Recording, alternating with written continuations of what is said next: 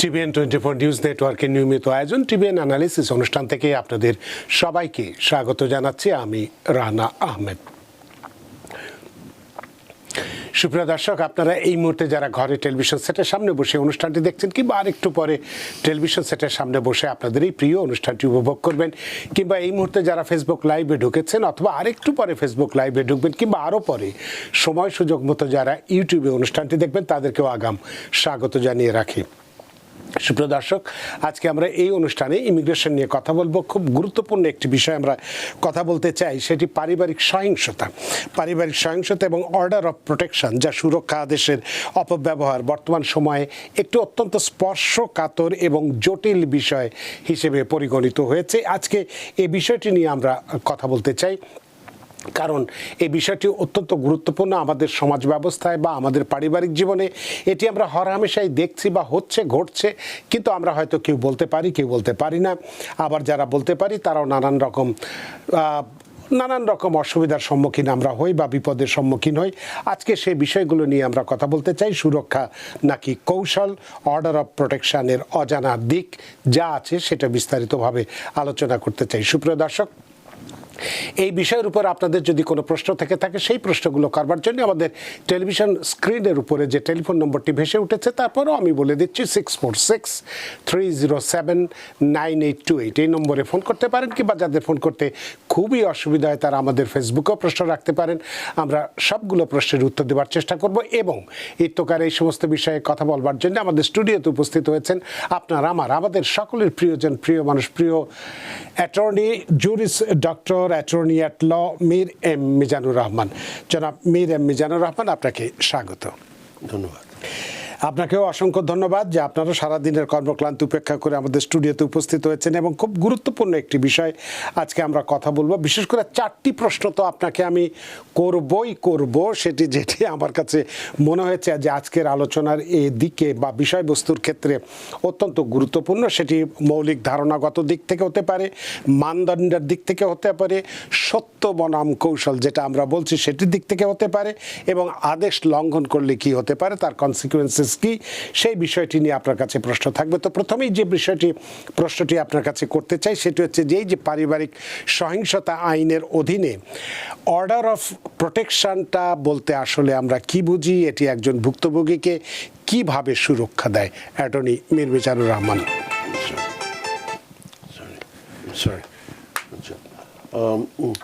একটু প্রথমে একটা প্রারম্ভিক কিছু কথা বলে নেওয়া প্রয়োজন।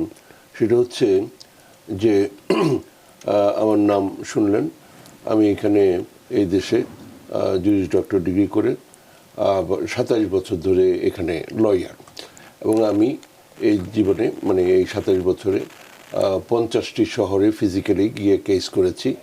এগুলা কেউ জানেন, কিন্তু যেই ব্যাপারটা হয় যে এগুলো ম্যাক্সিমামই বলবো হচ্ছে ইমিগ্রেশন কেসেস, এবং এগুলো ফেডারেল সাবজেক্ট, যার ফলে আমি সব জায়গায় যেতে পারি, সব জায়গায় কেস করতে পারি গেল। সেই জন্যই এই 50টা সিটিতে যাওয়া হয়েছে ফিজিক্যালি। আচ্ছা, কিন্তু আজকে যে বিষয়টি আলাপ করব সেটি একটা স্টেট সাবজেক্ট।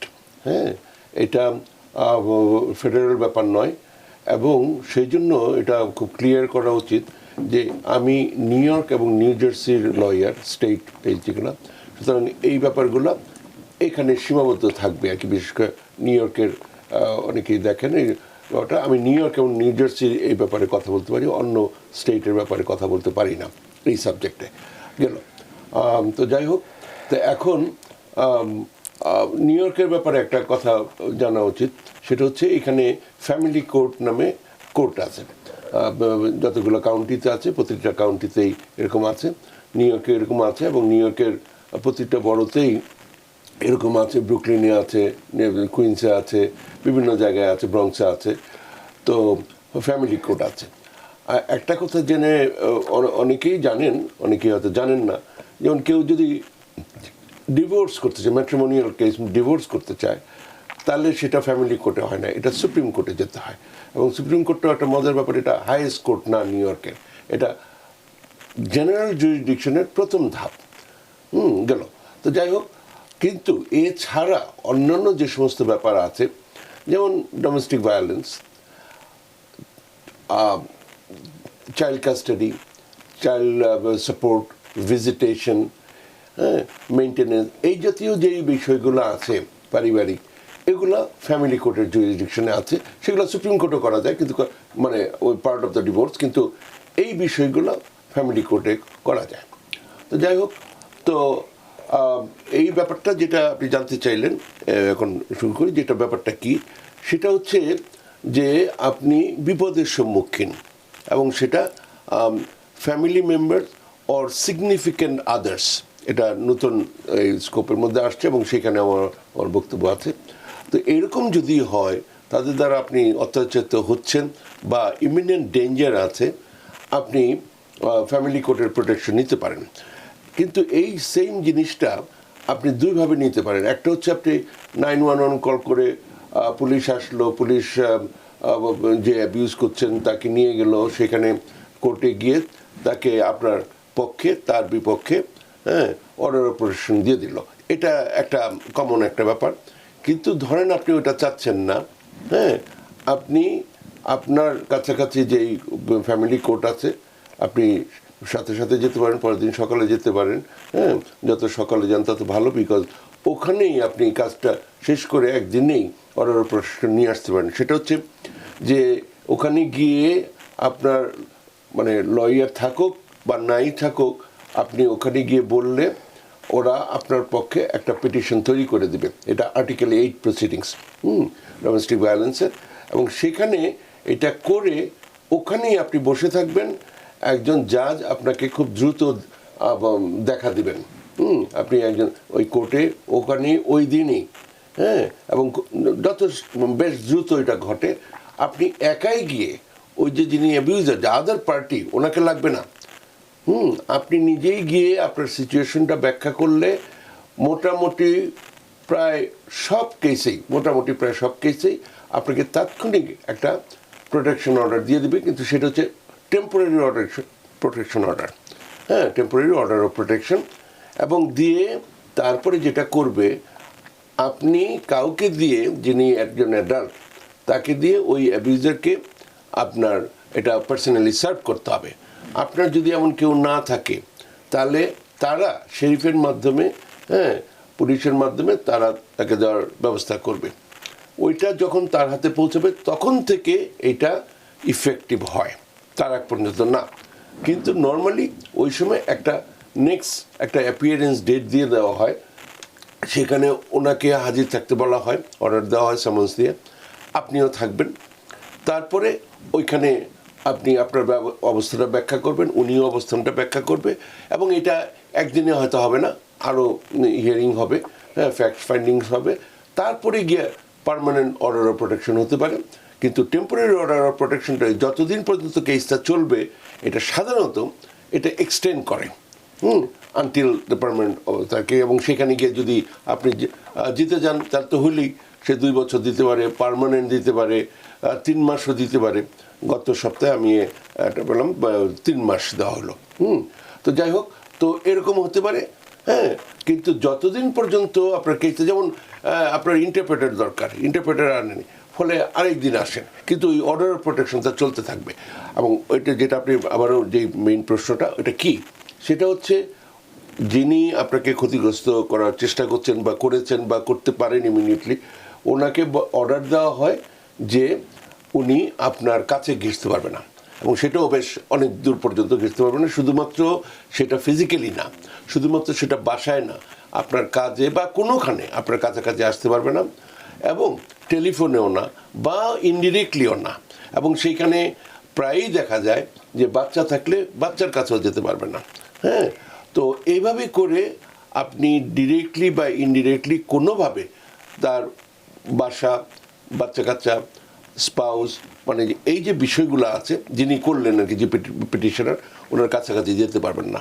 কিন্তু ওনারও রাইটটা এনশিওর করতে হবে, যার ফলে ওই যে ওনাকে সার্ভ করা হয় যে অমুক তারিখে আপনি আসেন, আপনার সাইডের বক্তব্য বলেন, হ্যাঁ, এই হচ্ছে বেসিক্যালি মোটাটা। আমি আরো বলবো আপনার প্রশ্ন অনুযায়ী। না ঠিক আছে, আমরা আচ্ছা যেহেতু আমার বলছে আমি চারটা খুব মেইন প্রশ্ন করতে চাই। তা আপনার মৌলিক ধারণার উপরে আমরা পেলাম যে অর্ডার অফ প্রোটেকশনটা আসলে কি, সেটা আমরা একটা বেসিক কনসেপশন আমরা পেয়েছি। এবার একটু মানদণ্ডের দিক থেকে আপনাকে একটি প্রশ্ন করতে চাইব যে আদালত কি ধরনের প্রমাণ বা পরিস্থিতির ভিত্তিতে এই জরুরি সুরক্ষা আদেশ জারি করেন? শুধুমাত্র কি মৌখিক অভিযোগের কি যথেষ্ট, নাকি লিখিত বা যেটা বললাম যে প্রমাণ উপস্থিত করতে হয় সেটার উপরে? Temporary order of protection just শুধুমাত্র এলিগেশনের উপরে, কিন্তু ওই যে যেটা বললাম, আপনি যখনই কোর্টে গেলেন, আপনার যদি অ্যাটর্নি না থাকে, ওইখানেই প্রসে ইউনিট আছে, ওনারা আপনার হয়ে আপনার পিটিশনটা তৈরি করে দেবে। আপনি বক্তব্য দিবেন, পিটিশন তৈরি করবেন, ওটা জাজ দেখে যদি মনে করে যে আপনার ইমিডিয়েটলি প্রোটেকশন দরকার, উনি অর্ডার অফ প্রোটেকশন সাইন করে দেবেন। ওটা temporary order, but is as good as anything else লাইকে। এবং এটা ওই ক্রিমিনাল কোর্টেই হোক, ফ্যামিলি কোর্টেই হোক, সেম জিনিস এটা। আচ্ছা, তো এবার তাহলে আমি আপনাকে এই যে ট্রুথ বনাম যে ট্যাকটিস বা সত্য বনাম কৌশলের উপর একটা প্রশ্ন আপনাকে আমি করতে চাই। যে অনেক সময় ডিভোর্স বা সন্তানের কাস্টডি বা তত্ত্বাবধান যেটাকে আমরা বলি, সেটা পাওয়ার লড়াইয়ে এই সুরক্ষা আদেশকে কি কৌশল হিসেবে ব্যবহার করা হয়? মানে আপনার অভিজ্ঞতায় কি বলে? ব্যাপারটা শুধু এই কারণে না, আরও বিভিন্ন কারণে হয়। তো একদম রিসেন্ট ব্যাপার দিয়ে শুরু করি, দুটা ঘটনা। একটা হচ্ছে যে আপনার দেখবেন ওই যে আমি একটা কথা বললাম, সিগনিফিকেন্ট আদার্স।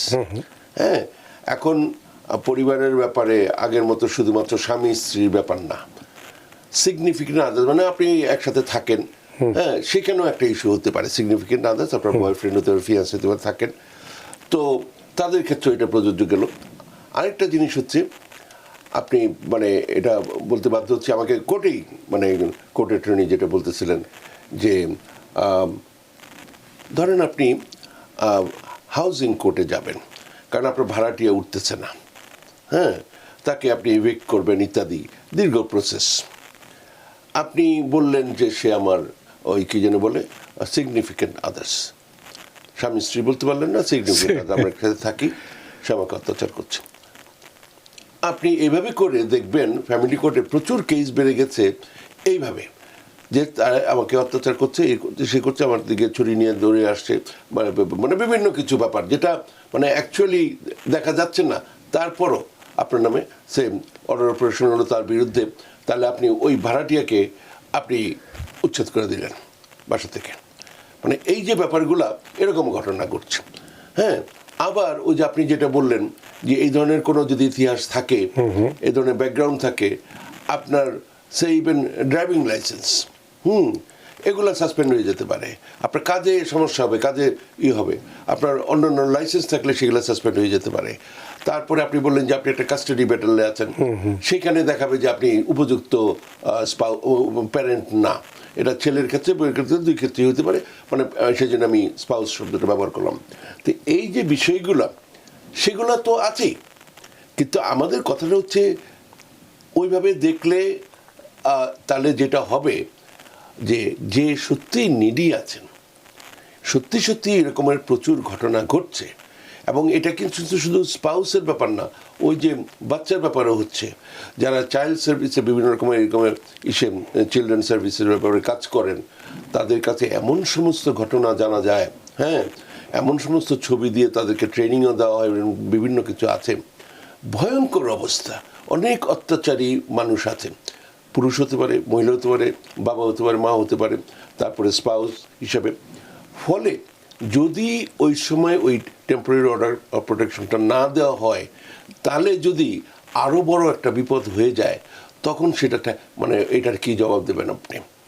ফলে অন্তত টেম্পোরারি অর্ডার অফ প্রোটেকশন দিলে একটা মানুষ মারা যাওয়া থেকে বেঁচে যেতে পারে, সুরক্ষাটা পঙ্গু হয়ে যেতে পারে।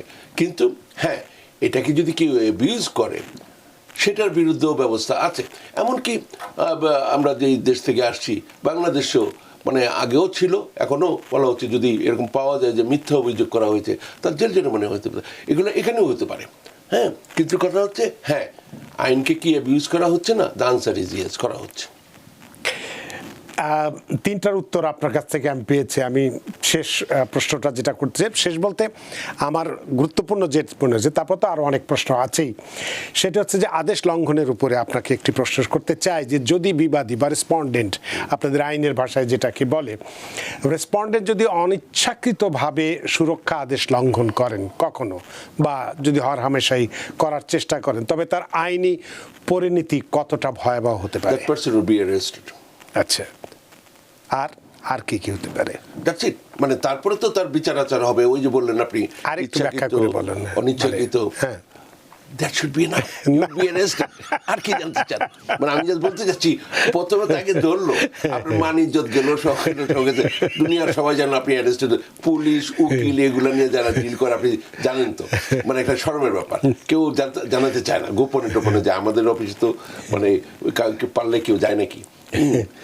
তার মানে এটা একটা দেওয়ানি আদেশ হলেও মানে এটা লঙ্ঘন করা ফৌজদারি বা ক্রিমিনাল অফেন্স হয়ে যাচ্ছে। You would be arrested. That's it. আচ্ছা, এক কথায় তারপরে আর কি। গিয়ে বিচার আচার আপনি কে জিতে কি হারে পরে দেখা দেবে, আগে আপনি দোষীকে যান। যেটা বললেন আর কি, তাৎক্ষণিক গ্রেপ্তার আর কি, কারাদণ্ড, জরিমানা বা জেল না, জরিমানা আপনিও তো ক্ষেত্রে। বললেন, হ্যাঁ, অনিচ্ছাকৃত কিনা, সেই আবার সেইটাই। কাছে গিয়ে তাকে বিপদে ফেললো কিনা, সেগুলো তো আছেই, সেগুলো বিচার আচারে হবে।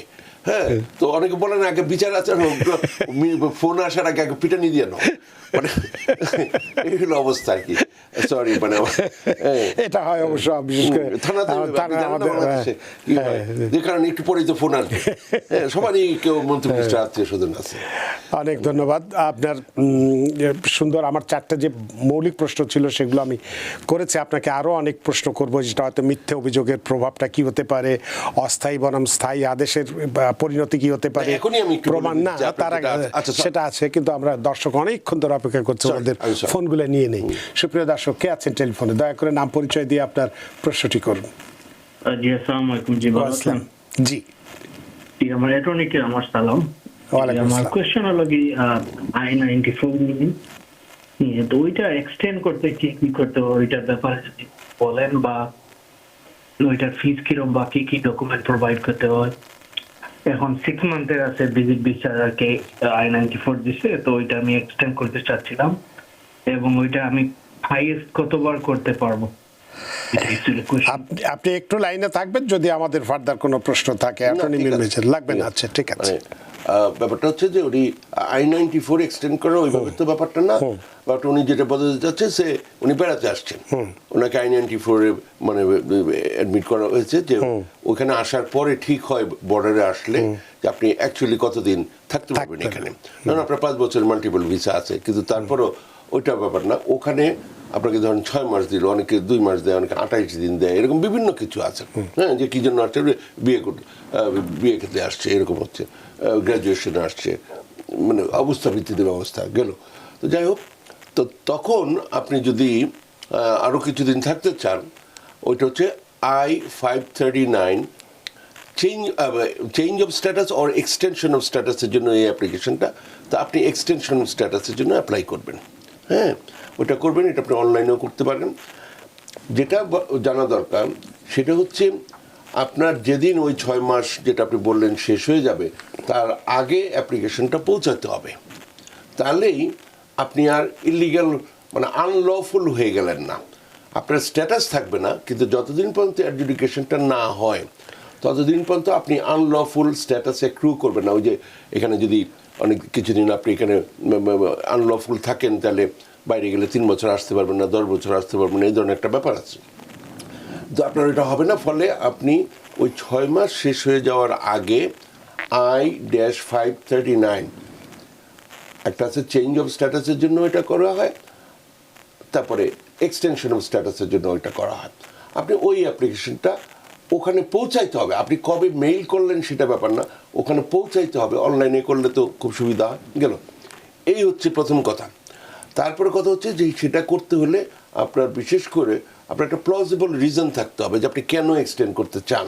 হ্যাঁ, তারপরে আরেকটা ব্যাপার হচ্ছে আপনার এখানে থাকার মতো আপনার ওই মানে অর্থকরী আছে কিনা ওটা দেখাতে হবে, এবং আপনি যে ফিরে যাবেন ওটা যতটুকু পর্যন্ত প্লজিবলভাবে করা যায়, বোঝানো যায়, ব্যাখ্যা করা যায়, প্রমাণ করা যায়, সেটা আপনি করবেন। কয়বার করা যায় কোনো গ্রামার নেই। আপনি যতবার চান ততবারই করতে পারেন, কিন্তু কথা হচ্ছে এটা হবে কি না, আপনার প্লজিবল রিজন আছে কি না যে আপনি 7 বার করেছেন 8বার করতে পারবেন কি না, হ্যাঁ, সেটা আপনাকে প্রমাণ করতে হবে। এই হচ্ছে এই তো বোধহয় প্রশ্ন। ডকুমেন্ট বলেছিল আর ফি কত লাগে সেটাই এগুলা এখন আমি এগুলা বলতে আপনি পারবো এটা অনলাইনে গেলে uscis.gov ওখানে গিয়ে I-539 এই ফর্মটা, হ্যাঁ, আপনি জানেন ওটার ভিতরে গেলেই আপনি কত ফি আছে এটা দেখে যাবেন। I-539 আমি এটাও বলে দিলাম ফর্মটা কি। তো ওইখানে গেলে আপনি যদি বাংলাদেশ থেকে এই পর্যন্ত আসেন, এই প্রশ্নের উত্তর দেওয়ার জন্য আমি এখানে বসে নেই। ওখানে ফি আছে, ওইখানে যাবেন, ওইখানে করবেন, ওইখানে ফিটা বলা আছে। ধন্যবাদ। অনেক ধন্যবাদ প্রিয় দর্শক। এই প্রশ্নটি বোধহয় আপনি এর আগেও অনেকবার করেছিলেন, তারপরেও আজকে হয়তো আপনি আরও বেশি ডাবল চেক ট্রিপল চেক ইত্যাদি যেটাকে বলে আর কি সেটা হয়তো আপনি করছেন। তো আশা করি আজকের এই উত্তরের পরে আপনার আর কোনো সমস্যা হওয়ার কথা নেই। আপনার প্রশ্নের জন্য অনেক ধন্যবাদ। প্রিয় দর্শক, কে আছেন টেলিফোনে, দয়া করে নাম পরিচয় দিয়ে আপনার প্রশ্নটি করুন। জি, আমার নাম ইউসুফ। জি, আমার অ্যাকচুয়ালি দুইটা কোশ্চেন আছে। ওকে, সো যদি কেউ আপনার ধরেন, সো বেসিক্যালি যেটা হয়েছে, ঈদের দিন আমি আমার বউকে টেক্সট করি যে আমি ক্যান আই সি মাই সন। এটা ইভেনচুয়ালি আপনার ওর আমার এগেইনস্টে অর্ডার অফ প্রোটেকশন নেওয়া ছিল, কিন্তু আমার সোশ্যাল সার্ভিস দে ড্রপ দেয়ার চার্জেস। সো আমার যেদিন ট্রায়াল ছিল, ট্রায়ালের ডেট হওয়ার কথা ছিল, ওই দিন অ্যাকচুয়ালি ওরা এটাকে একটা বড় ইস্যু বানায় আমাকে ধরেন ফোর্স করা হয়েছে যাতে 1 বছরের order of protection without admitting to the charges আমি মেনে নিই। তো আমি ইভেনচুয়ালি এটা মেনে নেই আমার লয়ারের কথা শুনে, কিন্তু যেটা হয় আমার 3 দিন পরে আমার অ্যারেস্ট হইতে হয়েছিল। সো এখন ইন দ্যাট কেস আমি কি আবার নতুন করে ধরেন জাজের কাছে যেতে পারবো কিনা, জাজের কাছে গিয়ে কি আমি বলতে পারবো কিনা যে আমি যে সমঝোতার মধ্যে আসছিলাম এটা আমি এখন উইথড্র করতে চাই? আরেকটি প্রশ্ন, দুটো প্রশ্নের কথা বলেছিলেন। সরি, আমার অ্যাকচুয়ালি দুটো কোশ্চেন। আচ্ছা, এটাই প্রশ্ন। অ্যাকচুয়ালি সরি, যদি আমার আরেকটা কোশ্চেন হচ্ছে, আপনার ইভেনচুয়ালি যে অর্ডার অফ প্রোটেকশনটা ও দিয়েছে, এই অর্ডার অফ প্রোটেকশনটা কিনা আমার অর্ডার অফ প্রোটেকশনের একটা কপি। সো লাইক আমি বেসিক্যালি প্রথমে অর্ডার অফ প্রোটেকশনটা নিয়েছিলাম, কিন্তু ওর ফ্যামিলি আমার ফ্যামিলি বসে মিউচুয়াল করার কথা বলছিল এবং বলছিল যে আমি যাতে আমার অর্ডার অফ প্রোটেকশন উঠায় ফেলি, তো without going to the court আমি আমার অর্ডার অফ প্রোটেকশনটা উঠায় ফেলি। তো এই আরেকটা জিনিস, তো আমার সেম কোর্টেই কিন্তু ওর এখন কেসটা, তো এটা আমি আবার ওপেন করতে পারবো কিনা? আপনি লাইনে থাকবেন, যদি কোনো ফার্দার প্রশ্ন আপনার কাছে থাকে আপনি কাটবেন না লাইনটা। জনাব ইউসুফ, অ্যাটর্নি মীর মিজানুর রহমান। 3 দিন পরে আবার আপনি অ্যারেস্ট হলেন, ওটার ব্যাপারটা কি, ওটা কেন হলেন? ওটা হচ্ছে আমি আমার এক্স কে আমি টেক্সট করছিলাম যে ক্যান আই সি মাই সন। আচ্ছা, বাচ্চা দেখতে ঈদের দিন আমি ঈদ মোবারক বলে সালাম দিয়ে আমি জাস্ট এই টেক্সটটা করছিলাম। তো 3 দিন পরে আপনার বেসিক্যালি আমার ছিল ট্রায়াল ডেট ছিল এপ্রিলের 1 তারিখ। 3 দিন না, সরি, 1 সপ্তাহ পরে এপ্রিলের 1 তারিখ আমার ছিল ট্রায়াল ডেট ছিল। তো ট্রায়াল ডেটে যাওয়ার পরে শুনি ওরা এইটাকে একটা ইস্যু করে। তো ওর লয়ার আমার লয়ারকে ফোর্স করে যে ওকে, তোরা যদি এখন এটা না মানোস তাহলে ওর অ্যারেস্ট হইতে হবে। সো আমি তখন অ্যারেস্ট হইতে চাইছিলাম, আমার লয়ারকে বলছিলাম যে I can get arrested, that's not a problem, but I want go to the trial. তো আমার লয়ার বলছে যে না, এটা জাজের সামনে এটা খারাপ দেখায়, তো তুই 1 বছর অর্ডার অফ প্রোটেকশনটা মাইনা নে without admitting to the charges. So আমি বলছি ওকে ঠিক আছে, ইন দ্যাট কেস আমি মাইনা নেব। কিন্তু মাইনা নিয়ে আসার 3 দিন পরেই বেসিক্যালি আমার শরীফ আমাকে কল দেয়, I have to go there and eventually আমার সারেন্ডার করতে হয়েছে। ওকে, আপনি থাকবেন লাইনে, আর লাইনে থাকার দরকার নেই, বুঝে গেছেন। অনেক ধন্যবাদ জনাব ইউসুফ আপনার প্রশ্নের জন্য। অ্যাটর্নি মীর মিজানুর রহমান। হ্যাঁ, প্রথম কথা হচ্ছে যে উনি এখানে একটা অবজেকশনেবল শব্দ ব্যবহার করছেন, এটা নিয়ে আরেকদিন বলবো না, আমার মাথাটা গরম হয়ে যায় এগুলো শুনলে।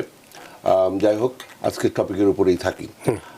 এইটা একটা ক্লাসিক উদাহরণ, আমি যে উত্তরটা আপনাকে এর আগে দিয়েছি সেটা, যে আপনি এটা ভায়োলেট করলে আপনি অ্যারেস্টেড হতে পারেন। সুতরাং বুঝতেই পারতেছেন যে এরকম ঘটনা কিভাবে হয়। আপনি ফোন করেছেন ক্যান আই সি মাই সান, আর এই হচ্ছে ঘটনা।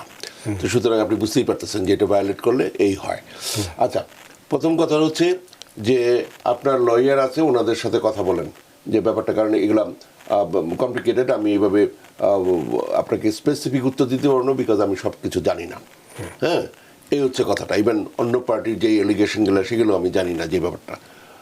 আপনার কথাটা হচ্ছে যে যদি আপনি ভায়োলেট করেন, আপনি মানে নিজেই দেখলেন যে কি হতে পারে, এই হচ্ছে জিনিসটা। আর নাম্বার 2 হচ্ছে এটা আপনার মেজাজ মর্জির উপরে না, যে আপনি চাইবেন ওরা দিবে, আবার আপনি চাইবেন না, এটা আপনি উঠায় নেবেন। নো, এটা কোর্ট অর্ডার এবং কোর্ট এটা উঠায় নিবে না উঠায় নিবে। আপনি উনি উঠায় নিল, আপনি গিয়ে তার সাথে থাকা শুরু করলেন, আর তারপরে আবার ফোন করে দিল, কারণ order protection is still there. এটা আপনার হাতের মোয়া না যে আপনি একবার ফোন করবেন আবার একবার উঠায় নেবেন।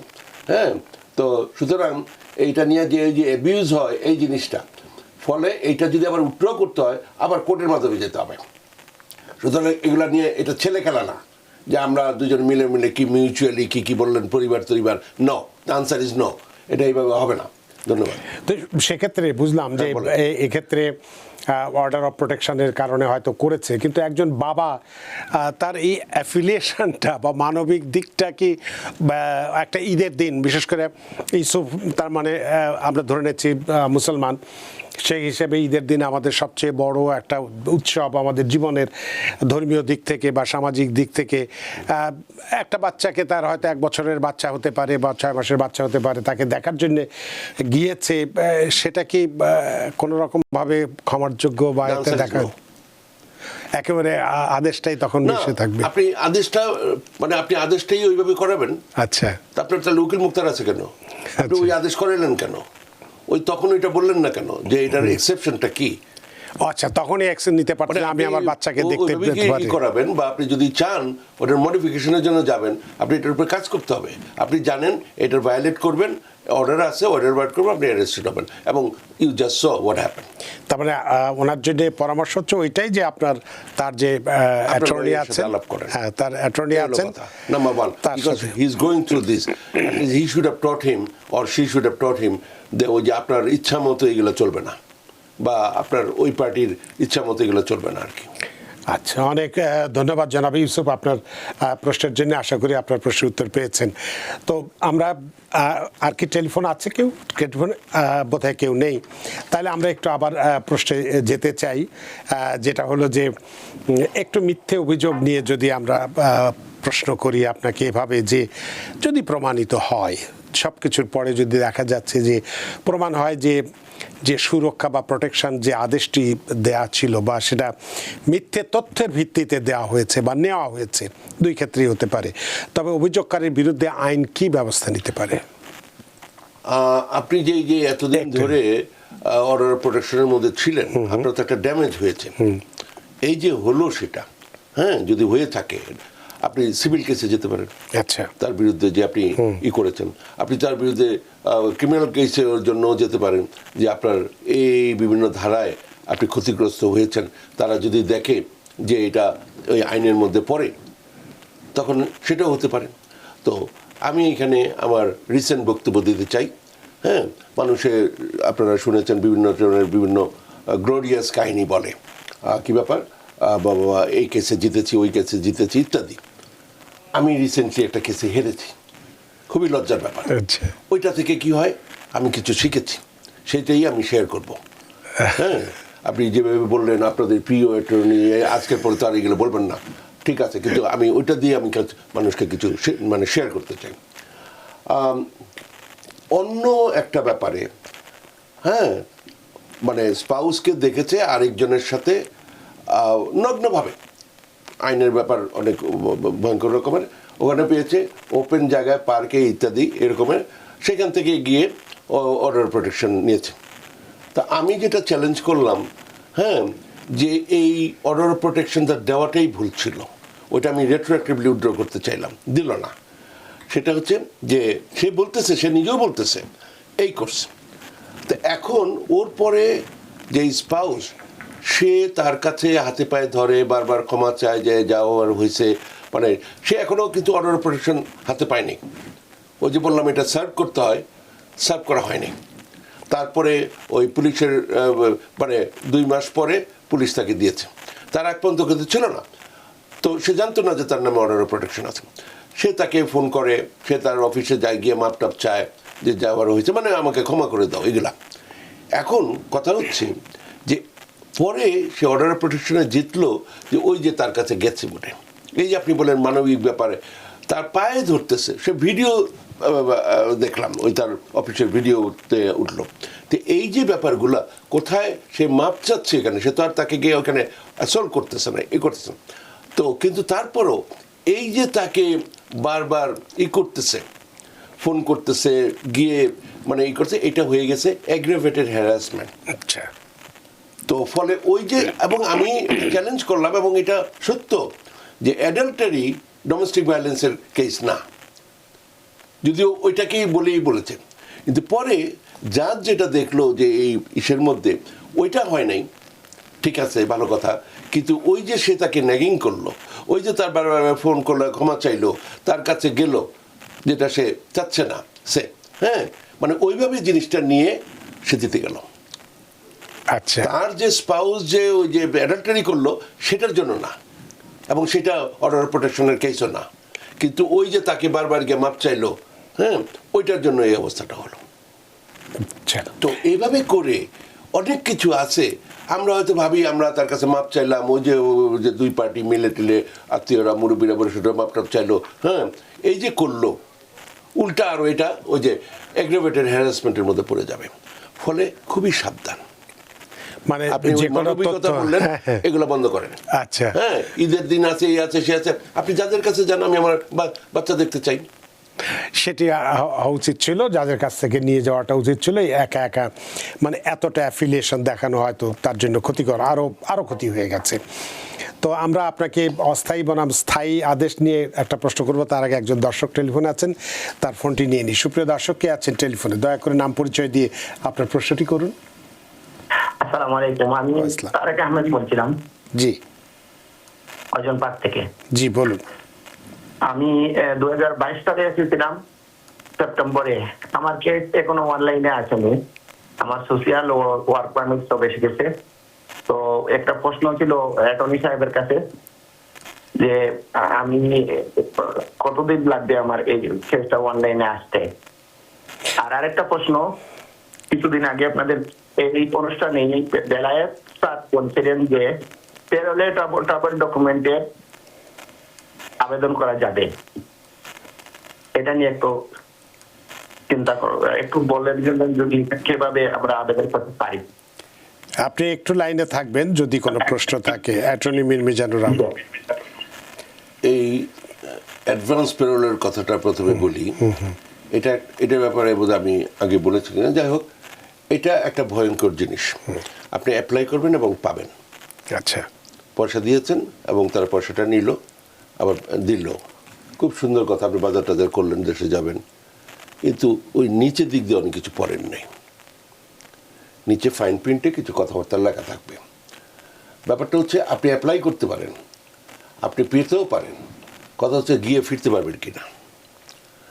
আপনি যদি এই দেশে আনলফুলি থাকেন, তাহলে যদি আপনি 6 মাসের বেশি আনলফুল থাকেন কিন্তু 1 বছরের কম, তাহলে আপনি বাইরে গেলে আপনি যতই আপনার অ্যাডভান্স পেরোল থাকুক, আপনি ওই যে কী যেন বলে 3 বছর ঢুকতে পারবেন না। যদি 1 বছরের বেশি থাকেন, আপনি 10 বছর ঢুকতে পারবেন না। তো এই বারটা 3 ইয়ার 10 ইয়ার বারটা রয়ে যায়, মানে অ্যাডভান্স প্যারোল থাকা সত্ত্বেও। হ্যাঁ, আবার যদি এর মধ্যে আপনার কেস ডিনাইড হয়ে যায়, বা ধরেন একটা ডেট পড়লো, আপনি গেলেন না, ডিপোর্টেশন অর্ডার হয়ে গেল, তাহলে আপনার তো পুরো কেসই শেষ, আবার ডিপোর্টেশন অর্ডার আছে। তো এই যে বিষয়গুলো, এগুলো ভাবতে হবে। ইন জেনারেল আপনি হয়তো জিজ্ঞেস করলেন, একজনের উত্তর দিল, আমি জানি না কী নাম বললেন বা কে বলছে, সেগুলো আমার ইস্যু না, কে বলছে। আমার শুধু কথাটা হচ্ছে যে কোনো জিনিস করার আগে, যেমন গ্রিন কার্ড করবেন কি না, সিটিজেনশিপ করবেন কি না, এগুলো আগে একটু বুঝে শুনে করবেন। নিজের বুঝ পাগলও বুঝে, সোজা কথা। আপনি এখানে ইলিগাল আছেন, আপনি বাইরে যাবেন, কেউ না করবে না, তারা চাই আপনি বাইরে যান, কিন্তু ফিরবেতে পারবেন কি না সেই প্রশ্নটা আগে করে যাবেন, এই হলো কথা। ধন্যবাদ। অনেক ধন্যবাদ জনাব আহমেদ, আশা করি আপনার প্রশ্নের উত্তর পেয়েছেন। আর আপনাকে এবার যে প্রশ্নটি আমি করতে চাইব সেটি হচ্ছে যে অস্থায়ী বনাম স্থায়ী আদেশ, এই দুটোর মধ্যে আসলে পার্থক্যটা, মানে টেম্পোরারি অর্ডার অফ প্রোটেকশন এবং ফুল অর্ডার অফ প্রোটেকশন, পার্থক্যটা কি এবং এই দীর্ঘমেয়াদী বিবাদীর ক্যারিয়ার বা ক্রেডিট স্কোরে কি প্রভাব ফেলে? প্রথম কথা হচ্ছে দুটার ইফেক্টই একই, আপনি আচ্ছা। ভায়োলেট করবেন, আপনি অ্যারেস্টেড হবেন। আচ্ছা, কিন্তু টেম্পোরারি অর্ডার অফ প্রোটেকশনটা বেসিক্যালি আপনার এলিগেশনের উপরে হয়, প্রুফের উপরে না। আপনি গেলেন, আপনি বললেন, সেগুলো তারা লিখলো, লিখে যাদের কাছে প্রেজেন্ট করলো, এবং মোটামুটি সাধারণত মানে এটা অ্যাপ্রুভ হয়ে যাবে, গিয়ে টেম্পোরারি অর্ডার অফ প্রোটেকশন দিবেন। এবং ওইটা দিতে হলে সাথে মানে একটা পরবর্তী হিয়ারিং দিতে হয়, যাতে করে যার বিরুদ্ধে দিলেন ওনারও যাতে বক্তব্যটা শোনা যায়, ওনার ডিউ প্রসেস রাইটটা। এবং সেটার জন্য সবচেয়ে বড় জিনিস হচ্ছে ওনাকে এটা সার্ভ করতে হবে। ধরেন আপনি এটা অর্ডার অফ প্রোটেকশন হাতে নিয়ে বাসায় আসলেন, আপনি খুব খুশি, আর ঝামেলা নাই, কারণ আপনি মারা যেতে পারেন, এরপরও সে এসেই করবে। তাকে যদি সার্ভ না করা হয় তাহলে এটা ইফেক্টিভ হবে না। আচ্ছা, এবং সেটা যদি আপনার লোক না থাকে, পুলিশ দিবে, ওই যে শেরিফ দিবে, এবং আপনি না থাকলে ওখানে বলবেন, আপনাকে জিজ্ঞেস করা হবে, এবং আপনি পারতপক্ষে করবেন পুলিশ দিয়া। কিন্তু অনেক সময় তাদের হাতে অনেক কাজ থাকে, ওটা তাড়াতাড়ি দিতে সময় পারে লাগে, না। ওই যে বললাম যে আমার ওই ক্লায়েন্টের সেই মানে অনেকদিন পরে সে পেয়েছে, সে জানতোই না। তো উনি যদি না জেনে আশেপাশে আসে, বাসায় আসে, তার মানে ভাত খাবে কি ঘুমাবে ইত্যাদি, আপনি তো পুলিশ ফোন করে দিলেন সে। কিন্তু কথা হচ্ছে উনি তো জানেই না, ওনাকে তো দেওয়া হয়নি। ওটা দিয়ে আবার ওই অ্যাফিডেভিট অফ সার্ভিস দিতে হয়। আচ্ছা, এটা আবার কোর্টে প্রুভ জানাইতে হয়। তো এই যে ব্যাপারগুলা এটা করতে হয়। তারপরে যখন ফাইনাল হিয়ারিং, ওই যে বললাম আমি আমার ক্লায়েন্টের যে অপর পার্টি 2 বার অ্যাডজর্নমেন্ট নিল, ওনার লয়ার নাকি আসে নাই, ঠিক আছে। পরে এক সময় যখন আমরা কোর্টের সাথে ইমেল করতেছি, ওই আমার কাছে প্রমাণও আছে, সেটা হচ্ছে যে অমুক অ্যাটর্নি পরে লিখতেছে আমাকে কেন এই ইমেলের গ্রুপের মধ্যে, আই এম নট রিটেইনড। মানে একজনের নাম দিয়ে দিচ্ছে, সে আমার লয়ার, হ্যাঁ, এবং সে আসে নাই, এবং করে 2 বার অ্যাডজর্নমেন্ট পেয়েছে। আচ্ছা। তারপর অনেকে বললো যে আমি হয়তো পুরাপুরি ইংরেজি জানতেছে, আপনি যে বললেন ওই যে অ্যাবিউজ করে যেটা, না আমি ইংরেজি পারি না, ফলে কোর্ট ইন্টারপ্রেটার আনতে হবে, এবং সেটা আপনার একজনে নিয়ে গেলে হবে না, কোর্টই দেবে, কোর্টের ইন্টারপ্রেটার হতে হবে। তাকে পাওয়া যাচ্ছে না, বিভিন্ন কিছু থাকতে পারে, হইতেই পারে এরকম, বা আরেক কোর্টে আছে, আবার ডেট পড়লো, কিন্তু আবার ওই অর্ডার অফ প্রোটেকশন কন্টিনিউ করলো। এইভাবে করে ওই যেটা আপনি বললেন নেগেটিভ সেক্টর, ওগুলো হচ্ছে। আর তারপরে ট্রায়াল শেষে যেটা হয় যে আপনি যখন করলেন হলো, ওই যেমন আমি পেলাম আমার ক্লায়েন্টের রেগেছে 3 মাসের জন্য, ঠিক আছে, হ্যাঁ, মানে তাকেও জিতেলো, তাকেও মানে বেশি দিন দিল না, 3 মাসের জন্য, এটা অলমোস্ট নাথিং আর কি এগুলো। তো যাই হোক, কথাটা হচ্ছে ওটা মানে যতদিন হয় অতদিন পরে এটা শেষ হয়ে যাবে। এবং এইখানে আরেকটা কথা আছে, ওই যে পার্মানেন্ট বলতে 2 বছরের জন্য দিল, ওইখানেও আবার রেস্ট্রিক্টেড অর্ডার অফ প্রোটেকশনও আছে, যে উনি বাসায় থাকতে পারবে, কিন্তু তাকে পিটা নিয়ে দিতে পারবে না, এই করবে না, সেই করবে না, মানে অত্যাচার করতে পারবে না, এরকমও আছে। আবার এর মধ্যে যেটা হয়, আপনার ক্লাস করতে হইতে পারে, অ্যাঙ্গার ম্যানেজমেন্ট ক্লাস, এগুলো আমরা ওগুলো করায় টরে আবার একটা ডিল মেকিংয়ে যে ব্যাপারগুলো হয়, যে ঠিক আছে আমরা এইগুলো করি, বিনিময়ে তাই সে বাসায় থাকুক, এই করে সেই করে। এখানে সব কোর্টে, আমেরিকার সব কোর্টে, বাংলাদেশেও আমি শিওর, বা অন্যান্য দেশেও, মানে শিওর বলতে আমি মনে করি যে এটা একটা বড় পার্ট, যে কোনো ডিসিশন মেকিংয়ে আপনি যেই কথাটা বললেন, যে আবেদন, মানবিকতা ইত্যাদি, ফলে পলিসি একটা বড় জিনিস। যে যদি দেখা গেল সে এখানে কোনো বাচ্চা কাচ্চা ইনভলভমেন্ট নাই, মানে ধরেন যদি ভুলেও হয় আরেকজনের বিরুদ্ধে যদি যায়, অ্যাটলিস্ট তারা 2 জন আলাদা থাকলো, আস্তে আস্তে জিনিসগুলো থিতিয়ে যাবে। এই যে এখানে একটা পরিস্থিতি আছে, কিন্তু আবার একটা দেখা গেল এখানে বাচ্চা কাচ্চা আছে, বিভিন্ন ইস্যু কোর্ট কনসিডার করে, তার মধ্যে পলিসি একটা, হ্যাঁ। তো আবার এই লোক যদি কাজ না করতে পারে, তাইলে এই পয়সাটা দিবে কিভাবে, হ্যাঁ, তারপরে বা কতটুক দিবে। আমি একবার পেলাম এটার জন্য পাই, এটার জন্য পাই, এটা তখন জাজ বললো এভাবে দিলে তো তার পয়সাই থাকবে না, সে তখন ওইটা দিবে কিভাবে। তাকে যদি আমরা বাঁচায় না রাখতে পারি, হ্যাঁ, তখন সে করবে কিভাবে, তখন এই পয়সা দিবে কোত্থেকে। ফলে এই চাইল্ড কাস্টাডির জন্য দিলে মেনটেন্যান্সটা একটু কম দিই, মানে এই যে ব্যাপারগুলো এগুলো কিন্তু কোর্ট কনসিডার করে। শেষে জাস্ট 1 মিনিট আপনার কাছে আরেকটি প্রশ্ন জেনে আমাদের অনুষ্ঠান শেষ করতে চাইব, যে এই ধরনের মামলায় বার্ডেন অফ প্রুফ যেটাই শব্দ আছে আপনাদের আইনি ভাষায়, বা অপরাধ প্রমাণের দায়িত্ব যেটা বলে কার উপর থাকে, ভুক্তভোগীর উপর নাকি অভিযুক্তের উপর? অভিযোগকারীর উপরে। আচ্ছা। এবং সুন্দর প্রশ্ন করেছেন, যেমন ক্রিমিনাল কেস হলে এখানে বিয়ন্ড রিজনেবল ডাউট এটা প্রমাণ করতে হয় প্রসিকিউশনকে। ফ্যামিলি কোর্টে ফেয়ার অ্যান্ড প্রিপন্ডারেন্স অফ এভিডেন্স যেটা আর কি, মানে ফুল 100% যে বিয়ন্ড রিজনেবল ডাউট যে ওটা না, কিন্তু ফেয়ার হইতে হবে। তার মানে এক্ষেত্রে অভিযুক্তকেই, অভিযুক্ত যিনি হন তাকেই এই প্রমাণটা করতে এবং তার হচ্ছে। ক্রেডিবিলিটি আমি ইস্যু। সাধারণত যেটা করি সামহাও একটা মিথ্যা বের করি, তো তারপরে কোনটা মিথ্যা, ওইটা মিথ্যা না এটা মিথ্যা, তারপরে যে আমার কনক্লুশন হয়, there is a Spanish proverb, do you know that? Once a liar, always a liar. অনেক ধন্যবাদ অ্যাটর্নি মীর মিজানুর রহমান। আসলে আমাদের হাতে সময় নেই, সময়ের দড়িতে বাধা, সময়ের সীমানো টপকানো কঠিন, তাই অনুষ্ঠানটি শেষ করতে হচ্ছে। আপনিও অনেক ব্যস্ত মানুষ এবং দূরে থাকেন, সব কিছু উপেক্ষা করে, যদিও আমি জানি এই কথাগুলো বললে আপনি তা আমাদের অনুষ্ঠানে যুক্ত হয়েছেন। এবং খুব আজকে যেটা আমরা শহর হামেশাই দেখি, হয়তো আমরা বলি নাই যে ডোমেস্টিক ভায়োলেন্সের বিশেষ করে এই বিষয়টি নিয়ে, এটা আমাদের জানা। এবং আমাদের একজন দর্শক যিনি ইউসুফ ফোন করেছিলেন, তার কথা শুনে যেটুকুন মনে হচ্ছে তার জীবনটাই একেবারে এদিক সেদিক হয়ে গেছে, নষ্ট হয়ে গেছে, তাতে কোনো সন্দেহ নাই। এখানে ভালোবাসা, মায়া, মমতারও কোনো মূল্য নেই আইনের কাছে। সুতরাং এই এমন একটি বিষয় নিয়ে আপনি কথা বলেছেন যেটা আমাদের হয়তো আমরা জানি না, হয়তো বলি না, কিন্তু ঘরে ঘরে এরকম অবস্থা আছে। সুতরাং এই অবস্থায় কি ধরনের অবস্থা হলে বা এই আইনগুলো কিভাবে কাজ করে বিস্তারিত ব্যাখ্যা করেছেন। আপনার এই চমৎকার আলোচনার মধ্যে দিয়ে সত্যি আমরা ঋদ্ধ এবং প্রাণিত। ধন্যবাদ আপনাকেও আবারও ধন্যবাদ। সুপ্রিয় দর্শক, সুরক্ষা নাকি কৌশল, অর্ডার অফ প্রোটেকশনের অজানা দিকগুলো নিয়ে আমরা বেশ কিছু কথা বলেছি। আশা করি আজকের অনুষ্ঠান আপনাদের যথেষ্ট ভালো লেগেছে। যে যেখানেই থাকুন, ভালো থাকুন, সুস্থ থাকুন, নিরাপদে থাকুন। থাকুন TVN 24 নিউজ নেটওয়ার্কের সাথেই। শুভরাত্রি। TVN 24 টেলিভিশন দেখতে আজই কল করুন 7187776556। লগ ইন করুন www.totalcablebd.com। নিউ ইয়র্ক থেকে সম্প্রচারিত TVN 24 টেলিভিশন বিশ্বজুড়ে বাঙালির কণ্ঠস্বর।